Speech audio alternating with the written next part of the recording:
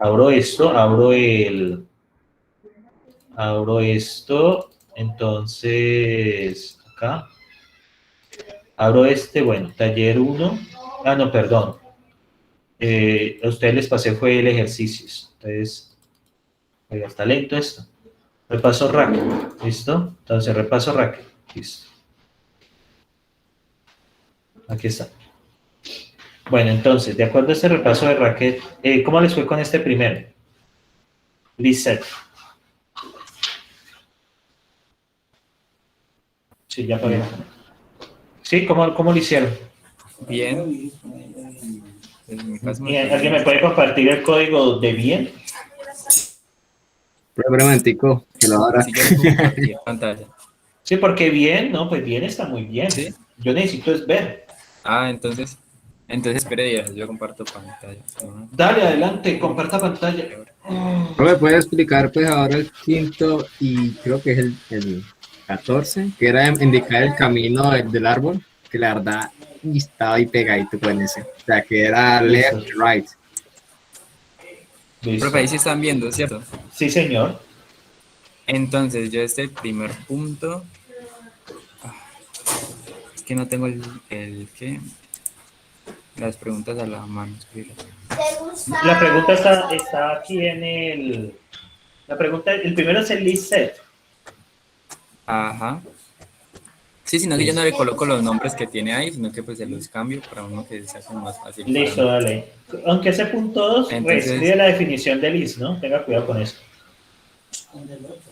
bueno, señor. Nunca Entonces, utilicen nombres reservados para eso. Dígame. bueno, señor. Entonces, pues acá yo en el recibe coloqué, pues se recibe un A, un N y un X. El A tiene que ser, si no estoy mal, ya lo abrí acá, creo que es una lista. Sí, el primero es una lista. El segundo es el N, que es la posición donde va a ir, y el X es lo que voy a meter en la posición que va en el N en la lista, ¿cierto? Ajá, correcto. Entonces, yo acá coloqué, pues esta fue como la condición de para que yo le coloqué para el programa. Si la N es igual a vacío, ¿por qué? Porque a este N voy a ir restándolo, porque va a ir, ese mismo me va a saber dónde es que yo tengo que colocar el X en la posición de la lista como tal. Entonces, si la posición es igual a 0, porque eso me decía el taller, que me lo colocara de primero. Entonces hacía un cons, ¿con quién? Con el X, con el CDR de A. ¿Por qué? Porque tenía que eliminar la primera posición de la lista de A. Entonces por eso le coloco el CDR. Qué pena, es que van a aprender la lista, chicos. Dale, tranquilo. Bueno, entonces le pongo una prueba. Coloque esta lista y coloque un 4 aquí. Coloque un 4. Hay un pequeño problema ahí. Coloque un 4 allí. O sea, pongo la primera y un 4. En vez de dos 4, sí.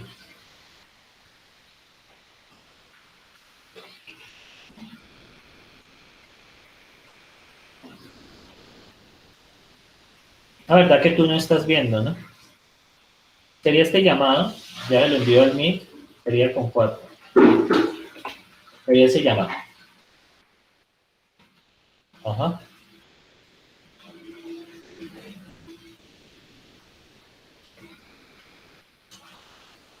Ten cuidado con esa comilla tienes que cambiarla, esa comilla está mala. Tienes que ponerle la comilla normal, si no, no pega.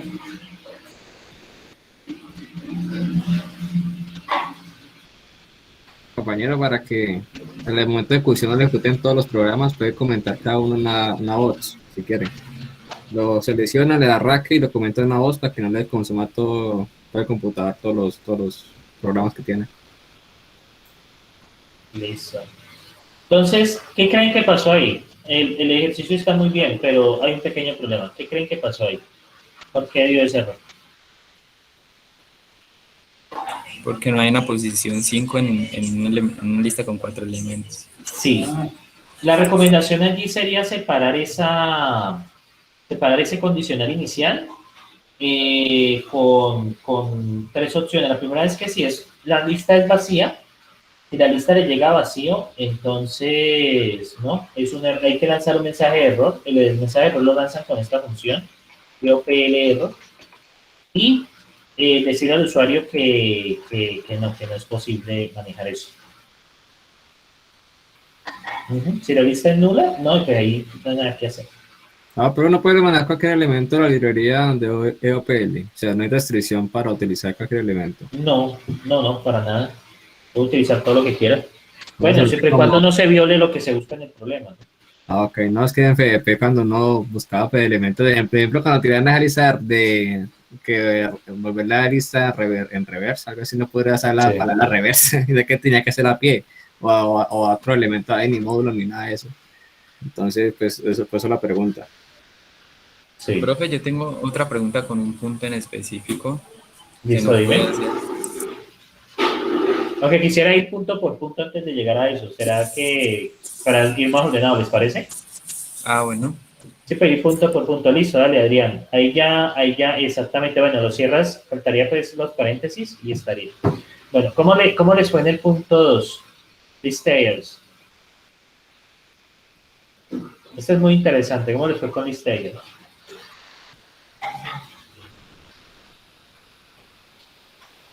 Si no hay voluntarios, yo los sacaré. Ustedes me dirán. Bueno, no voy a ponerme a esperar. Entonces, Cristian Lozano, ¿cómo te fue con ese punto? Ah, bueno, y lo compartió Brainer. Brainer nos compartió esto, ¿no? Entonces, como solución de ese punto. Entonces, aquí está, list Entonces, ¿qué hace él? Ajá, él se aprende list L y luego llama a la función recursiva. Vamos a ver los listayers. Entonces, listayers 1, 2, 3, 4, 5. ¿Vemos?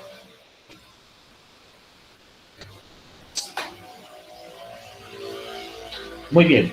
Entonces, ¿cómo funciona esto? Inicialmente, ustedes colocan la lista. ¿Listo? Colocan la lista sencillamente, que es lo que tiene acá, 1, 2, 3, 4, 5.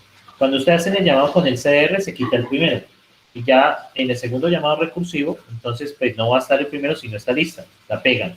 Luego en el tercer llamado recursivo, 3, 4, 5. Luego llamado recursivo 4, 5. Y finalmente recursivo con 5. ¿Listo? Ah, ¿verdad que no están viendo? Y no me dijeron, ¿no? Entonces, lo que hace acá es él, entonces primero él lanza acá, miren, pega la lista inicial, que es list L. Luego en el llamado recursivo vamos a tener CDRL. Si estaban viendo, ah, bueno, en el video no aparecía CDRL. Entonces, bien, CRL es este. O sea, básicamente sigue haciendo llamados recursivos con el CR e ir pegando. Muy bien pensado, muy bien pensado. Profe, yo tengo otra opción, ¿la podríamos revisar? Sí, Mandela.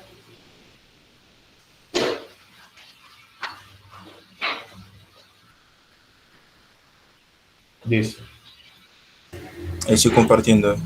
listo, dale.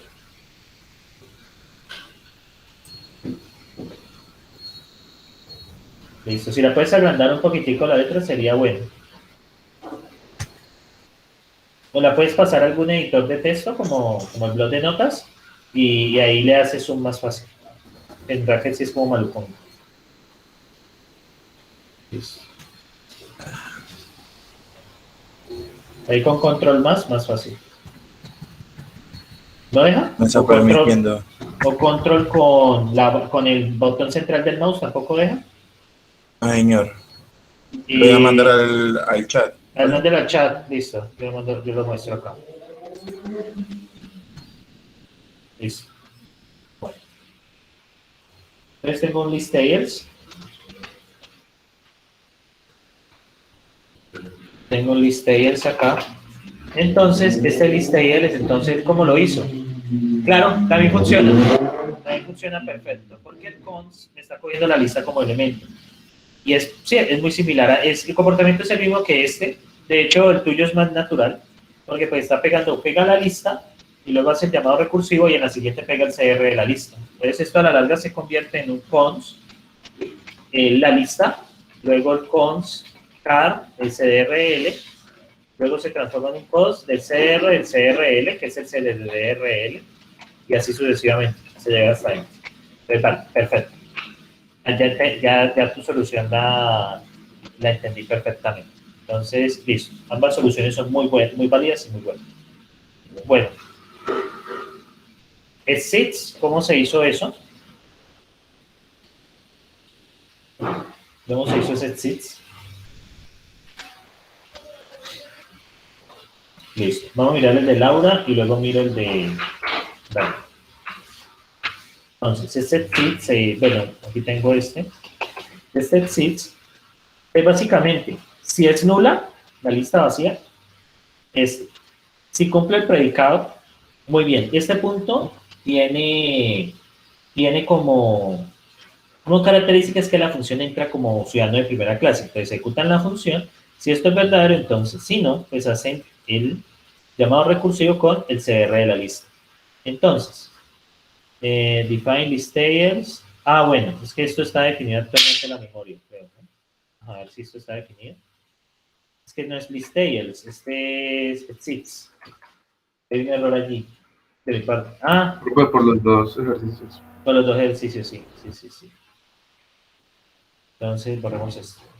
Entonces, sí, ahora sí tengo el exits y vamos a ejecutar. Entonces, cómo ingresan los datos a esta función. Entonces, exits. Entonces, por ejemplo, existe un número aquí, en esta lista. Me va a decir que sí, efectivamente existe. Existe un símbolo allí. Dice que sí, efectivamente. Miren. El símbolo pregunta. Esperen que mire una cosa. Exist number, exist symbol. Exist symbol. Miren. True. Exist list. Te va a dar falso, ¿no? Si llega hasta el vacío, pues es falso. Miren, falso. Entonces, básicamente, la función entra como argumento. También puedo mandar un lambda, ¿no? Existiera un número mayor que 5, pues mando lambda, x es mayor que 5. Entonces mando eso, vamos a ver, medir falso, ¿no? A ver, ¿qué pasó? Vamos a ver. A ver. Ya. Vamos a ver, el sys, mando la función. Y entonces, ¿qué pasó aquí? ¿Por qué no está fallando? A ver. Ya. Porque estoy recibiendo un símbolo. Listo, ¿cómo manejo esto? Ya.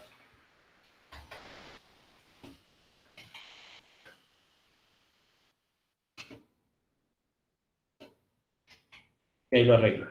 Que no sea un símbolo y mayor que 5. Entonces me aprovecho de la evaluación del i. Que él como ve esto falso, entonces ya se sale de una. Y ya me quita el error de encima. Listo. ¿Qué pasa? Porque, Pero, dígame.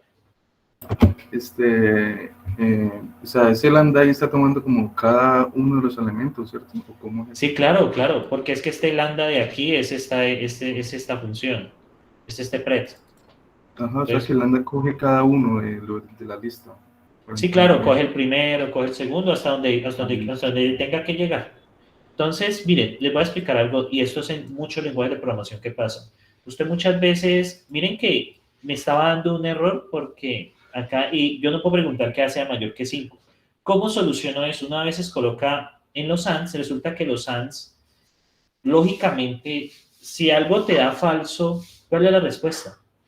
Usted puede tener un AND de 100 evaluaciones, muchos 100 ANDs pegados. ¿Qué pasa si el primero te da falso? ¿Qué puedes decir? Entonces, ¿Que todo es falso? Que todo es falso. Y el lenguaje hace lo mismo. ¿Qué pasa si esto da falso? Si es un símbolo. Eso es la negación de símbolo. O sea, estoy preguntando, vea, si usted no es un símbolo y es mayor que 5, entonces, ¿qué pasa si no es un símbolo? Si es un número, si entra un número, si entra, por ejemplo, A. A es un símbolo. Lo niego y me da falso. Entonces, ¿qué pasa? Él ve AND, falso y otra cosa. ¿Qué creen que hace el lenguaje? pasa como verdadero y evalúa, ¿no? Lo devuelve un falso, pilas, devuelve un falso y no, esto no lo tiene que revisar. ¿Qué pasa si él evalúa? Miren, si él evalúa esto con A, con la lista A, miren. ¿Lo ven? Miren el anterior caso. Ahí, ¿por qué me da un error? ¿Por qué me da un error ahí? ¿Por qué me da un error ahí? Porque está evaluando si, un ejemplo, una letra como es la A es mayor que X. Es mayor Que que mayor 5. que X. Correcto. Y miren lo que pasa acá. ¿Qué pasa en este caso? ¿Por qué no me da error? ¿Por qué no me da error? Porque no se asegura de que no le entre una letra. Sino un número. Pero miren que aquí Apenas X, entra el falso, de una lo retorna. exactamente. Y ustedes cuando tengan ese problema de que en un AND alguna vez le puede dar un error, metan un condicional con un AND. Y uno se quita el problema así. Se quita el problema, ay, que si esto es un símbolo, hágalo así, que si esto es un número, hágalo así. Profe, Y de y hecho, se los pongo así. Dígame. un ejemplo, digamos que haya un número al final de todas las letras, él igualmente también entra a evaluar, o el primer símbolo da falso. En el primer sí, como él evalúa a todos, no se preocupe. Miren, esta es la opción. No, si él evalúa a todos, él tiene que evaluarlos todos. Es el funcionamiento. Por ejemplo, voy a colocar un valor mayor que 5 al final. Listo, voy a mover. Ahí sí haría verdadero, ¿estamos de acuerdo? Porque estoy preguntando si es un número y es mayor que 5. ¿Estamos de acuerdo allí, muchachos? Sí, señor. Listo. Miren que no me falla. Da verdadero. ¿Por qué no me falla? Cuando llega ¿A es un número? No. No. No. Listo, falso. ¿Necesita evaluar esto? ¿Es necesario? No. No. Eso se llaman efectivamente operadores de cortocircuito. Apréndanos a usar. Les ahorran a uno pendejadas. Que, ay, que si entra un símbolo, entonces tengo que condicionarlo así. No, solo usted lo puede condicionar en un AND y ya se ahorra un resto de código. Porque, ¿qué hubiéramos tenido que hacer? Hubiera tenido que modificar esta función y decir, ay, que si no es un número, evalúa el siguiente. Eso es pérdida de tiempo. ¿Sí? Entonces, eso nos vuelve más larga y predecible la función. Entonces, uno puede aprender a jugar con estos operadores de cortocircuito. Lo mismo hace con el OR. ¿Qué pasa si en un OR una es verdadera? ¿Necesito evaluar la segunda? No. No, es verdadera. Entonces, pueden utilizar operadores AND y OR en los lenguajes. Eso funciona en todos. ¿Sí? Eso funciona en todos. De hecho, el doble ampersand en Java tiene ese comportamiento. ¿Sí? Intenten alguna vez hacer una comparación que usted sabe que le va a dar error. ¿Sí? Eso es como sí, solo sí, ¿cierto? No, es que eso es un AND que eso tiene un nombre, pero no me acuerdo. Es que hay dos tipos de ANDs. La mayoría de lenguajes manejan este tipo de AND, donde si el primero que ve es falso, es falso. Ya. Si luego el OR, si ve el primero que sea verdadero, ¿qué pasa? Verdadero. No hay nada más que evaluar. Pero hay otros tipos de AND que evalúan todo. Entonces tenemos en Java, tenemos este doble ampersand y tenemos este ampersand. ¿Sí? Tenemos este ampersand que tiene ese comportamiento. Y este ampersand, pruébenlo y verán que les evalúa todo. ¿Sí? Y le va a dar un error. Por eso es que uno utiliza en Java independientemente de esto. O sea, uno son detallitos que tienen los lenguajes de programación y de hecho saberse estas cosas, pues puede ser la diferencia en que a uno certifiquen en un lenguaje o no. Por ejemplo, es una pregunta clásica. ¿Cuál es la diferencia entre ampersand solo y doble ampersand en Java? ¿Sí? Porque ambos tienen pareciera un comportamiento similar. Sí, pues no, realmente no es así. Entonces, Como pareció en JavaScript, profe, ¿no? también en JavaScript tenemos el mismo. No, pero cuando no sea igual, O sea- y evalúa elemento, un número y un string, da verdadero. Pues si le pone un triple igual, ya sí ya lo hacía, si son datos iguales, tal cual. Ok.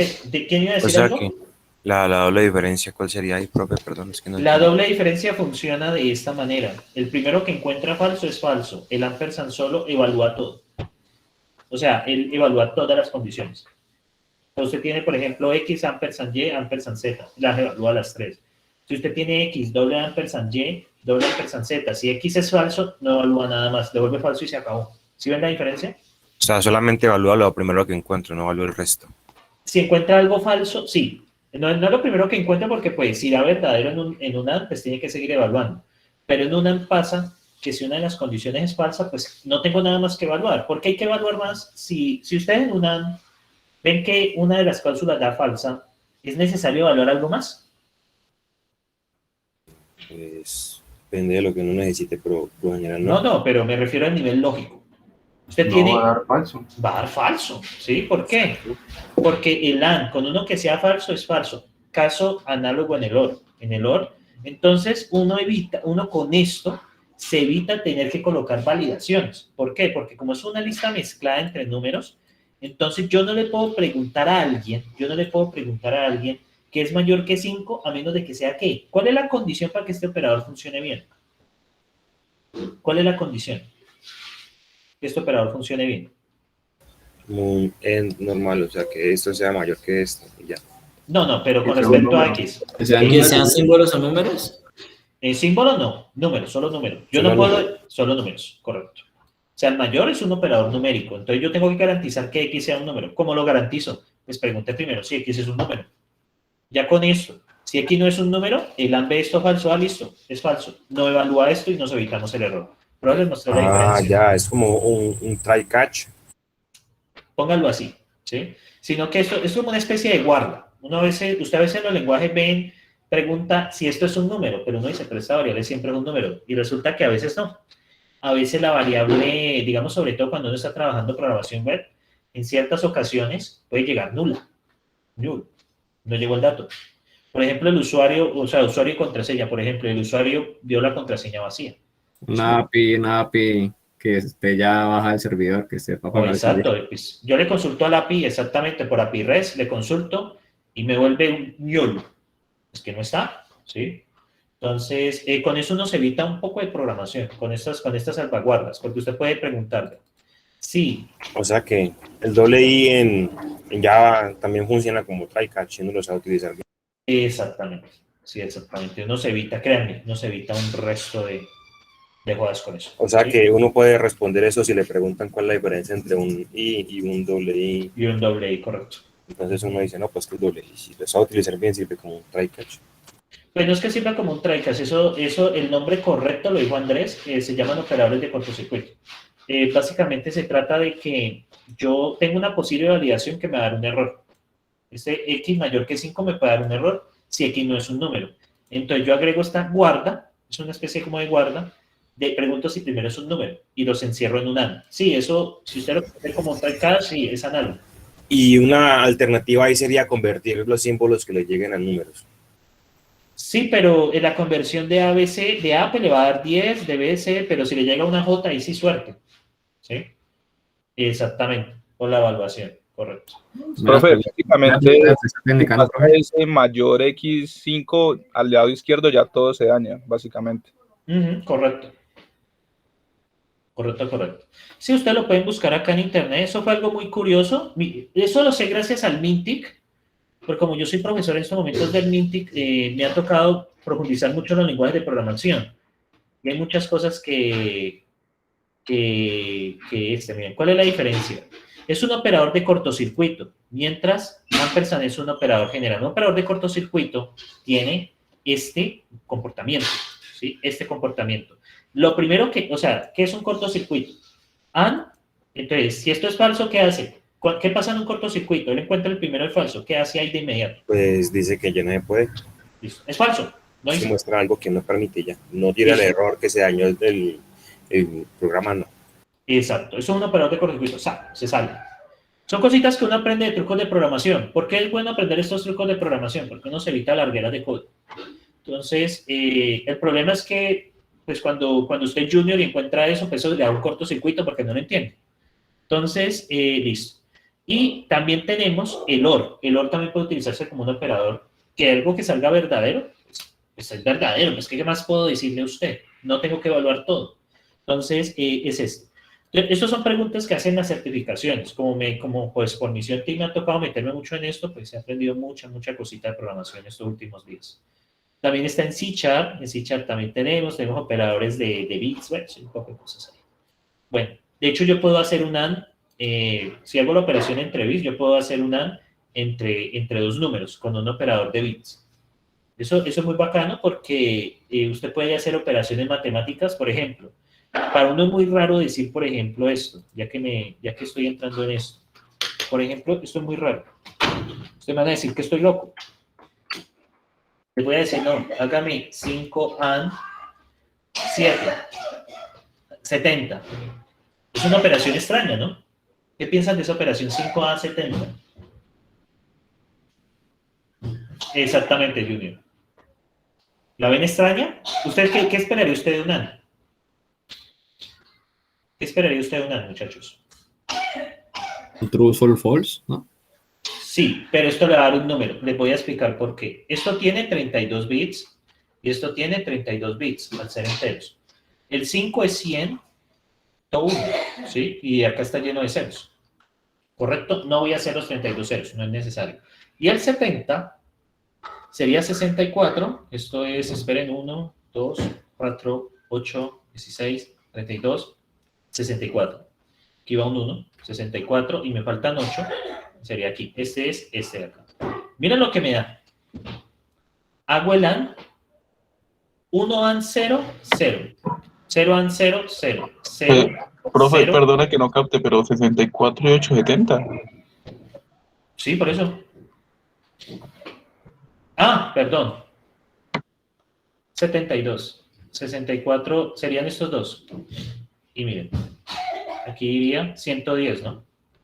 4 y 2, 6. Listo. Y mejor. Miren. Esto así, 1, 0, 0, 0, 1. Y todos son ceros. Y miren. ¿Por qué dio 4? ¿De dónde me salió ese 4, muchachos?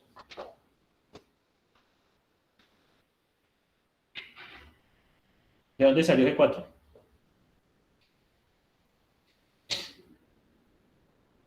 Es operaciones vía bit. Esto es algo que se llama máscaras de bits. ¿Sí?